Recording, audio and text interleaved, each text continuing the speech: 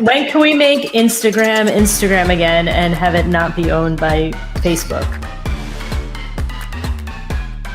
I don't know. Like there's some build up, and then you hear like.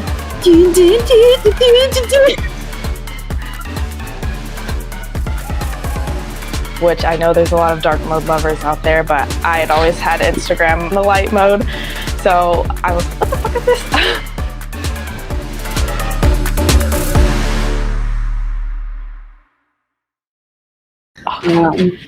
I have something to talk. I have my mini thoughts. The Kardashians can't save Instagram, but maybe Masri can. Instagram has been all over the place lately.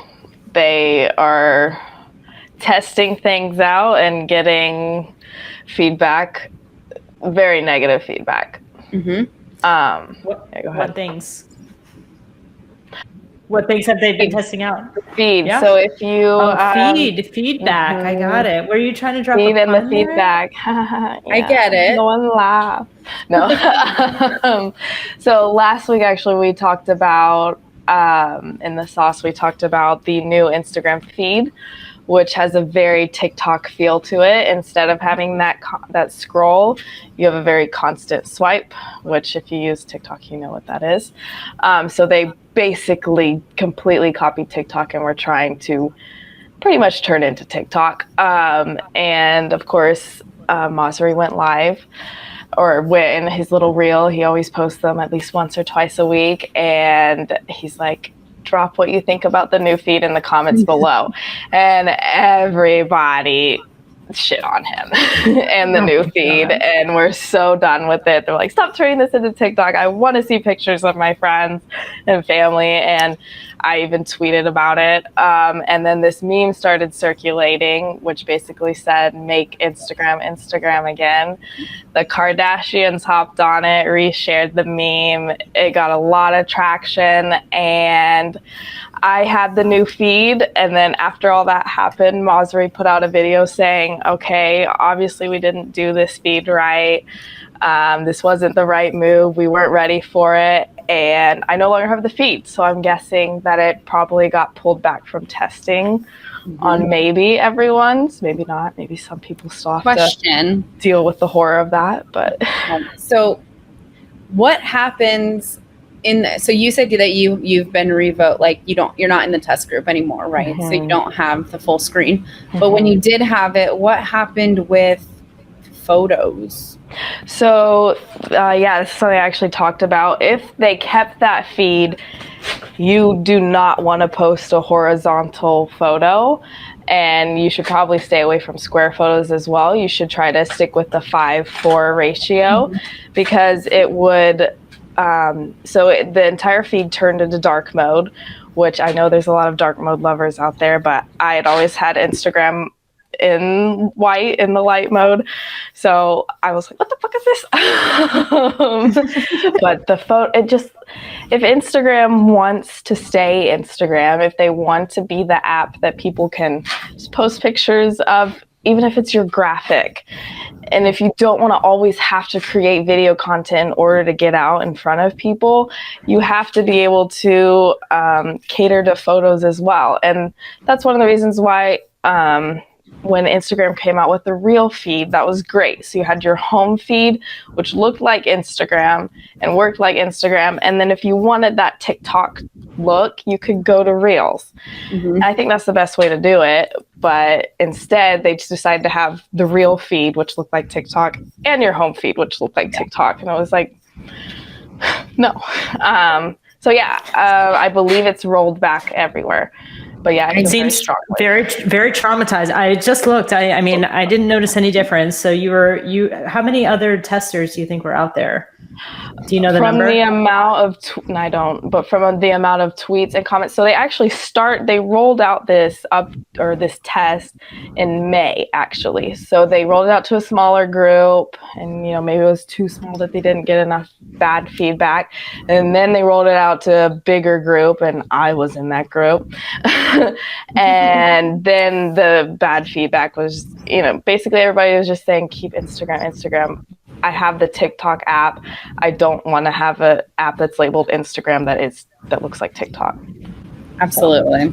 Speaking of TikTok, I love what you put in your intro about some like business, I don't know, I guess business pointers. If you're looking, if you're a business or a brand and you're looking at, either getting into TikTok or growing on TikTok or just improving your current TikTok existence as a business or a brand, do you mind just like running through what your pointers are? Because I think that those are pretty helpful. Yeah.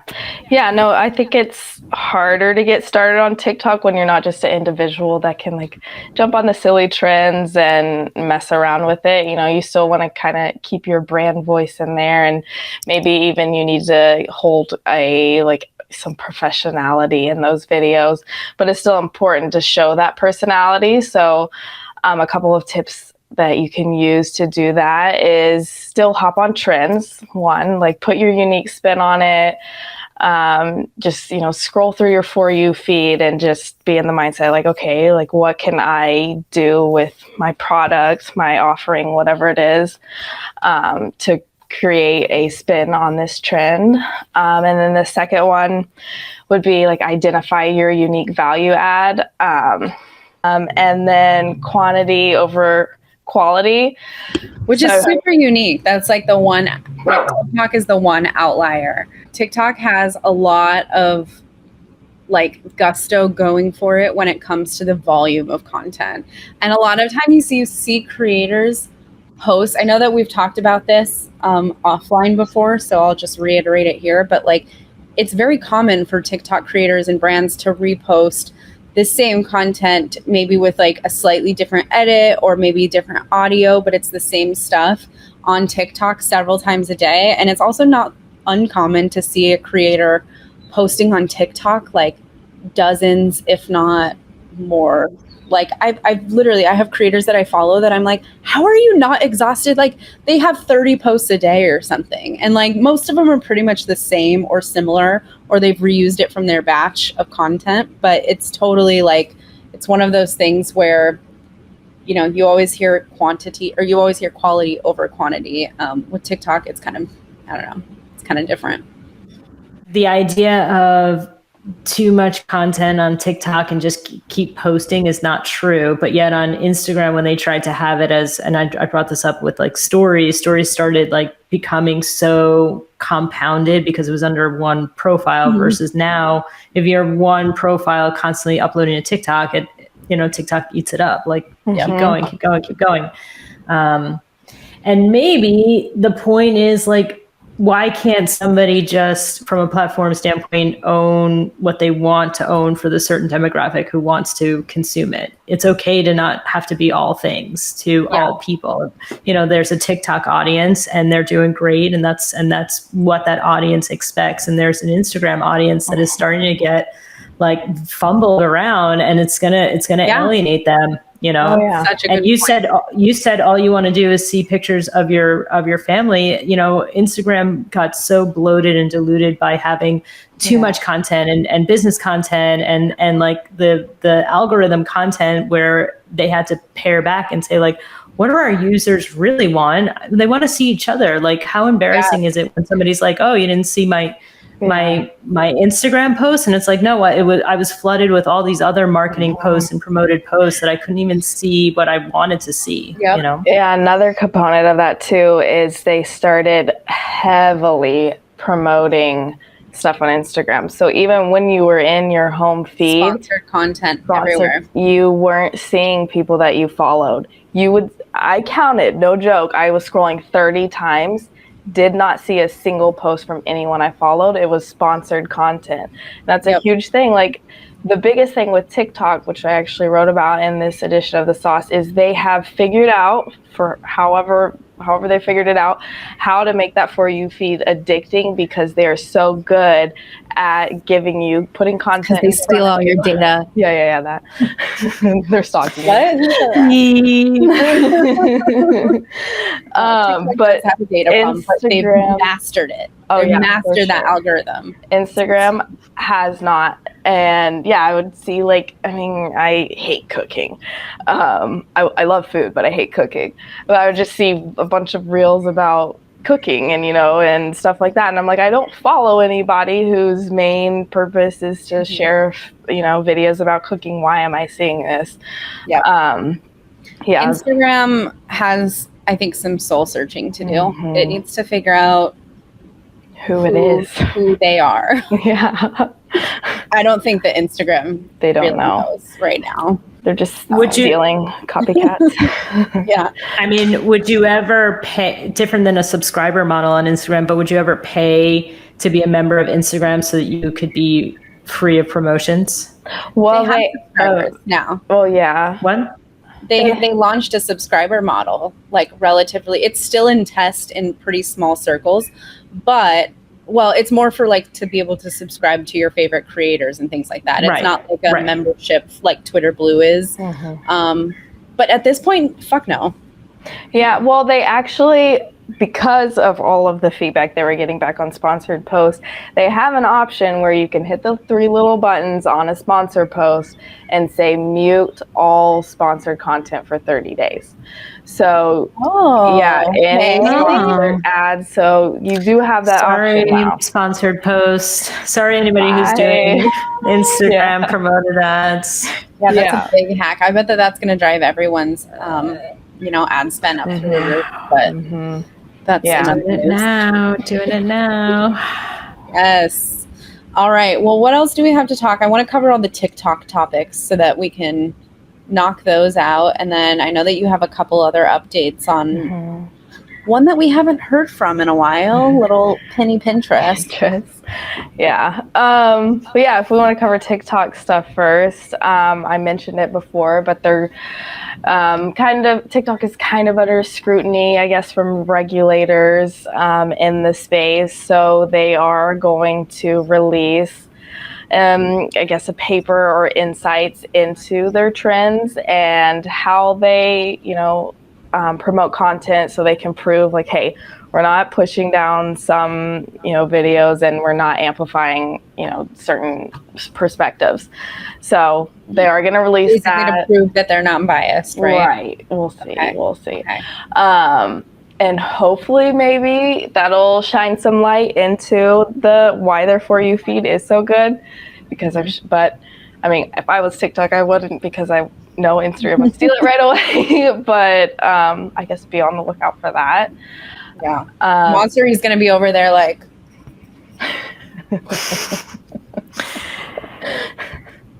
He'll use his burner account. Well, the thing that I find hilarious is Instagram has a TikTok account. yeah. Yeah, and it's like, and Mozzi's Do they on there. post on it? Yes, the same videos that he posts on his profile, he's over there posting on TikTok, like, come to Instagram, we're turning into TikTok. And it's like, Okay, Dad. TikTok has an Instagram page. I don't think they do. And I have not looked into it. Maybe I'll do that now. No. But But then audio. I'm gonna get sponsored ads from TikTok. Yeah, don't do it.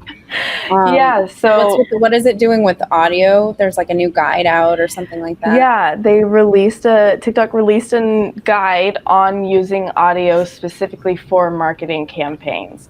So it's a 12-page guide / what do they do? They got a lot of followers. 20, too. 36? Nice. Look at you, TikTok. All Go. right. But they have a guide. It's a guide on the power of sound, why sound works so well in marketing videos, plus a case study. So they have a couple of different accounts that have used, use those trends and audios to grow their account. So it's a great one to check out. Yeah. Also, I'm sure it's gonna be good too for anyone who doesn't. I was just on a call with one of our clients earlier this afternoon, and I can't stress enough the importance, especially on TikTok, also true on Instagram Reels, but the importance of like trending audio. Some people don't, especially people who are creators, don't even realize that like the trending audio is one of the most critical components to your post if you're hoping for that level of like reach and visibility. Yeah. A lot of people are just like, oh, this is a cool sound, I'm going to use it. But if it's, you know, if it has that like trending, or if even on TikTok you can see that it's trending, those are going to be the things that exponentially like will improve your odds at growth than, you know, just using whatever. Original audio works too. Or Instagram, I've tested it out on a couple client accounts. I've tested it out on my own account. I think they're starting to push original audio a little bit. I wouldn't say like, hey, use original audio because you're going to do better than using a trending audio. I couldn't say that. But it seems to work pretty well, especially if you are active on TikTok, but you want to grow your account on Instagram. TikTok will always be 2 weeks ahead of Instagram. That's just how it works. So if you are on TikTok paying attention, you see a trend, you go look for it on Instagram, someone hasn't posted it yet, more than likely it's going to come over to Instagram. But if you can be the first person to do that, you know, your video could go viral. Maybe. I won't promise anything. But yes, going back to audio, if you think about your post as the vehicle, trending audio is the wheels that'll drive your post to people's feeds. So use the audio. I like that. Well, especially TikTok is one of the sound on platforms. Like same with YouTube. You're purposely going there to do an audio visual experience versus Instagram. You might be stealth in a meeting or in the ladies' room at a public restroom or something like that. You know, so because they're purposeful, you know, the audience knows what they're consuming. Like engaging audio is a leverage. So what's been the most surprising trending audio on TikTok? I don't know, actually. I'll tell you my favorite. My favorites are the ones where people recreate them with their voice. Like, I can't even think of one right now, but it's like a trending audio that's like, I don't know, like there's some buildup and then you hear like, oh yes, like they're everywhere. They're so good. Oh shoot, now you're bringing one to mind, but I can't remember it. It's on the tip of my tongue. We'll find them. We'll link them. But we do have Instagram trending audio, which I found them for you early. So you know, if you hop into that audio and see that it's trending and it only has like 1 or 2K reels in there, that's the time to jump in it. So those are the ones we have dropped at the bottom. What's the sweet spot for trending audio on reels? Like, is it like when you see it like 1,000 to 2,000, or is it like if it's at 10,000 posts, is that too late already? 10,000 is okay. I wouldn't go over 10,000. Even if it's trending and only has 500 videos in it, that's still a good sign. Because it's obvious that people are uploading videos with that same audio consistently over the past couple of days, and people are liking those videos. So if you can find it under 10K and it's trending, hop on it as soon as possible. I always kick myself when I find a good audio and I'm like, okay, I'm going to use this audio. And then I forget about it for a couple weeks and I come back and it's at like 561,000 reels. And I'm like, if only I had jumped on it when I'd seen it at 2,000. So yeah, jump on it as soon as you can if it's trending. So you're adding these every week? Mm-hmm. Okay. Yeah, I need to branch out into TikTok. The last 2 have been Instagram trending audios, but maybe we'll have some TikTok ones next week. Awesome. Cool. What else do we got today? Like you mentioned, I popped in a little update on Pinterest. I personally don't use Pinterest that much unless I am trying to find my nails that I want to get done at the salon. So I can't call myself an expert at Pinterest, but they are releasing real-time analytics. So, you know, real-time insights are super powerful. Just make sure they don't lead you to, you know, be on the app all the time. And then an hour after posting, you're like, oh my gosh, my post only got 2 pins. Okay, I'm going to change everything up. You know, still give it some time to gain some traction. But those, if you're pinner, a Pinterester, those real-time insights could be really helpful. That's awesome. I'm sure probably even more so for like retail and e-commerce brands that have very visual component. I know that in the last couple years, Pinterest has really been like pushing its level of like e-commerce shoppability and discoverability for products. So I can see, you know, if you're like a retail, you know, a small retail brand or like an indie designer or, you know, somebody that really favors like the visual element of your brand's work. And there's like potentially a purchase or a conversion that can happen with viewing that visual. Pinterest, you know, is obviously a great spot for that, but the real-time analytics is going to be good, especially for those people who do have high volume of pins. I know that we don't play on Pinterest as often as we like. I know it's gone through its own waves of, you know, its own ups and downs where there's times that I'm obsessed with it and then there's other times that I don't touch it for a few months. But it is nice to see that they're making those moves, especially with the data. It's important for marketers. Yeah. And I mean, if you have content that you can repurpose over there, do it. You know, it's not hard to, they even have a vertical option now where it looks kind of like stories. I saw that. Yeah. Or a reel, because you can post a vertical video over there. So, you know, if you want to get some more views on your stuff and you have time to post it over there, why not? Yeah, for sure. Last thing I wanted to hear, I mean, from you about is the Snapchat has a subscription, like, and it's going crazy. Just give us the whole thing. I don't understand it because maybe I don't use Snapchat enough. I mean, I use it to send me talking to my phone videos to my friends when I don't have time to text. But I wouldn't pay $4 for a Snapchat subscription, but they rolled out a subscription called Snapchat Plus, which if you are a Twitter user, you can think of it as Twitter Blue, but it's outdoing Twitter Blue. And like, it's insane. Let me read the exact stat, but since the first 30 days, they've generated 7.3 million. And Twitter, I think, is around a year or so after its launch, and they've only have 4 million that they've generated from that. Oh, wow. So, yeah, Snapchat is killing it with it. I mean, props to them. Go for it. I just wouldn't pay $4 for a Snapchat subscription, which, I mean, it gives you the option to, you can pin your best friend, you can gain web access to the app, which is interesting because it's kind of weird for Snapchat to be able to use it on your laptop. And then you can also see if your ex is stalking your stories and rewatching them. So you can see who rewatches? Okay. So be careful rewatching people's stories. Everyone. I see why people did it. Yeah. That might be the best option. I mean, yeah, that's probably why they get the $4 a month. Right. They want to How long has it been out? A month. Okay. So, yeah. you know, let's see what the retention rate is though. Right. But this is where, I mean, does Snap have sponsored ads, promoted posts? They do. Oh my gosh, they do.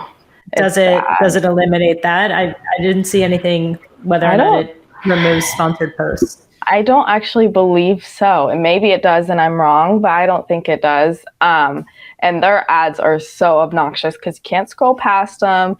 If you're trying to watch like I watched this one girl on there that like tries different celebrities' closets and tries on all their clothes. If you're trying to watch that, Snapchat will put at least 5 second ad in front of your face. You can't click out of it. You can't click through it.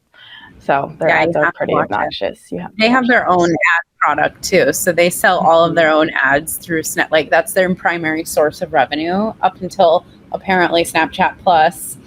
But I don't know. I don't think that it gets rid of ad content, but it would seem like that would be a logical solution as a consumer of an app like that to me anyways.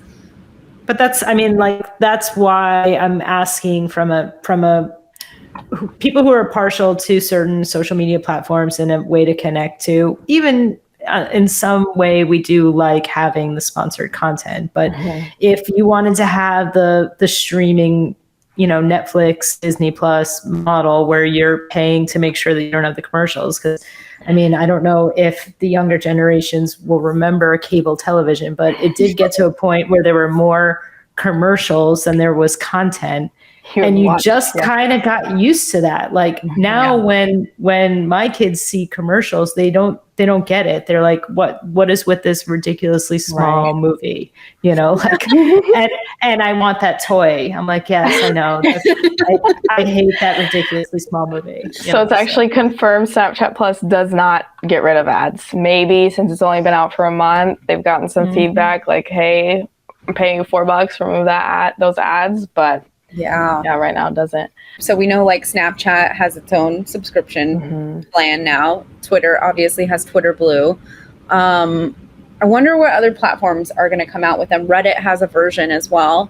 Obviously with other apps, there's things like with, I think WhatsApp might have something. And then of course Discord has it as well. And so I think it's going to be more and more commonplace that these like platforms and different channels that we're using for communication, for marketing, for social media are going to start to more and more have these like models to help monetize outside of ad revenue on its own. But users like us that can pay $2-3 a month and then get like those extended features and hopefully less fucking ads, probably won't happen. But here's hoping.